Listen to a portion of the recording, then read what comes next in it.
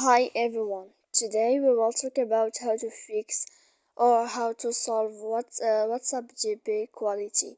To know how to fix or how to solve GB WhatsApp quality, you should just go to settings like this. We will click. After that, in this page you will go to apps, default apps, app settings. When you will see this list, you will go down to find the application of WhatsApp and you will enter. After that, in this page you will click for stop. When you will end this, you will enter to storage. After that, in this page you will click clear cache, and then you will go to clear data, and after all that you can turn off your phone. So please don't forget to support us by like and subscribe.